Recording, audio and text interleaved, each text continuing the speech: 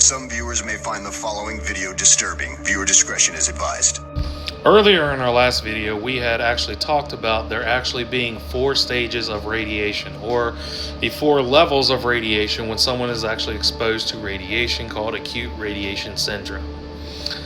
In the first state, or predominant rate, that's where we mentioned about Hisashi actually falling down and vomiting. I had mentioned something about vomiting and diarrhea. This is actually going to be something that will become very imperative later on in our story as we talk about Hisashi's story.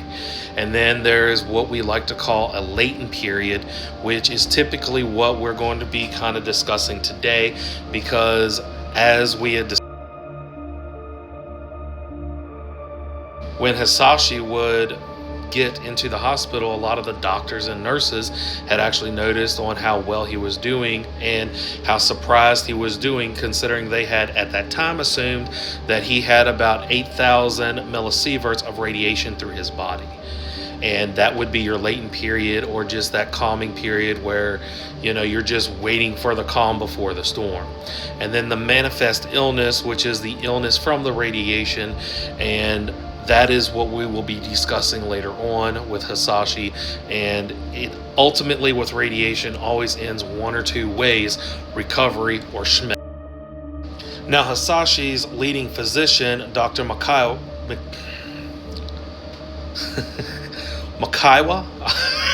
sorry, I'm butchering his name. I apologize. I'm just going to refer to him as the leading physician. But his leading physician, once they would get the lab results of his white blood immune count and find out that it was a 9%, and knew that Hisashi's immune system was really taking a nosedive, it's at that point that they would actually transfer him from the original hospital into the University of Tokyo, where the leading physician would gather around a lot of the best physicians and nurses that he could get around the area, and these would be the #1 physicians for different areas, as they were doing everything in their power to make sure that Hisashi would survive. And during this time when they were in the University of Tokyo, and like I said, the lead physician would get the best specialists from all over the area and the country, and actually the world. They would actually eventually get physicians from all over the world, not just in Japan. They would get physicians from Russia, the US, just anyone that was the best of the best was brought over, because not only as they were trying to work to heal Hisashi, this was becoming a very big media event where it was all over the news.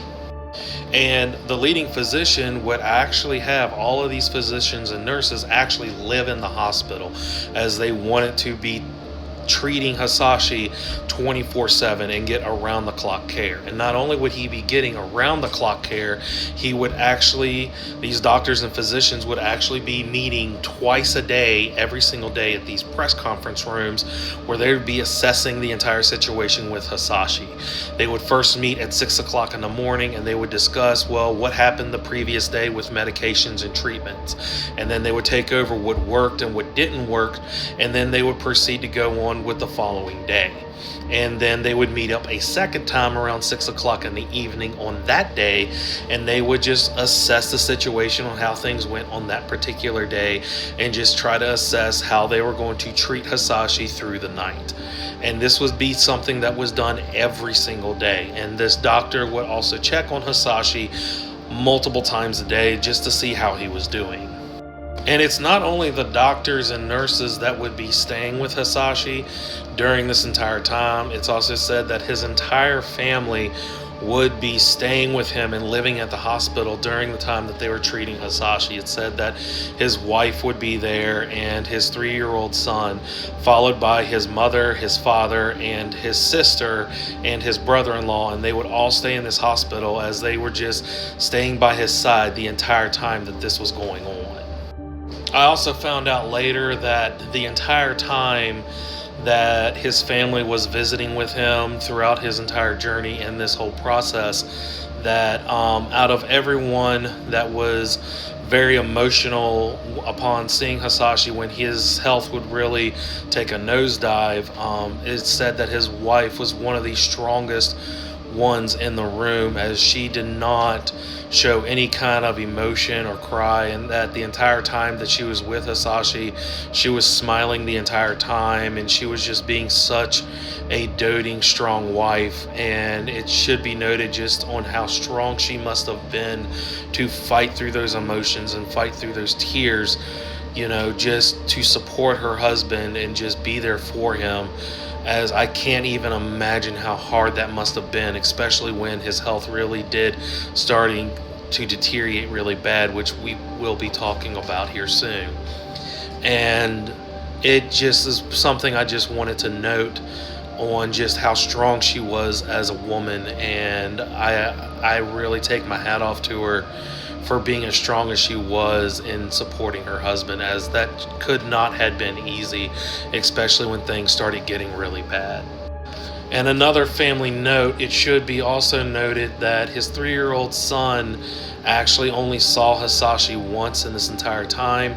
And when I say this entire time, as we had discussed in levels of radiation, that typically people who are exposed to 10,000 amounts of millisieverts typically are unalived and only last just a matter of weeks. And Hisashi actually lasted 83 days. And this is nothing to be a good news about, as in this entire time when things got bad, he suffered horribly for 83 days. It is nothing more and nothing less of 83 days of agonizing pain. And you will soon find out this is just something that you would not wish on your worst enemy. Another family note is said that during the times that everything was going on for Hisashi, is that his father and his 3-year-old son would actually spend their days making these little paper cranes, and they would actually make these paper cranes and hang them up on the hospital. And the nurses would just talk about, as they would be walking to the hospital, all you would do is see like these little paper cranes. It should also be noted that this team worked tirelessly for Hisashi night and day, and it didn't go unnoticed. And when Hisashi was even able to speak in the beginning, he would just talk about how he thanked the team every single day whenever they were giving him medicine or treatment, that he would thank them and would say that he was so honored to have such a good, loyal team working beside him every single day. Even nurses were so adamant and wanted so much to see Hisashi walk out of their hospital, they would actually walk in right on his chart, and under the part where it says his goal, they would just always write to go home.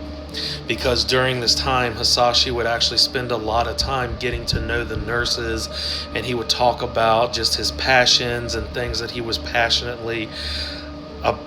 about. And a lot of those things was not just his family. He adored his family, but he also adored going out in nature and hiking. And I truly believe at the end of the day, that's really what the nurses wanted, is they really wanted to see Hisashi walk out of that hospital and actually enjoy nature, as he talked about with them while they were working with him and assessing him. We had actually talked about how when they would check his levels, that they would actually quarantine him, and he was transferred over to the University of Tokyo, and it's there that the leading physician would actually turn his room into a whole quarantine zone. One half of it would actually be made for assessing medicines and procedures and cleaning and sanitizing, and the other side would be quarantining Hisashi as well, because with his immune system completely tanked, it would be at that point that any kind of virus whatsoever could actually come in and turn into a fatal situation. So they wanted to avoid that as much as possible. Unfortunately, this would not be the only bad thing that would happen for Hisashi, because it's at this point that the doctor or the leading physician would actually order a bone marrow graft done on Hisashi to get a better look of his immune system, or a better look at his immune system. And unfortunately, what they would see would be actually soul crushing, and they would soon realize just how bad of a situation this was.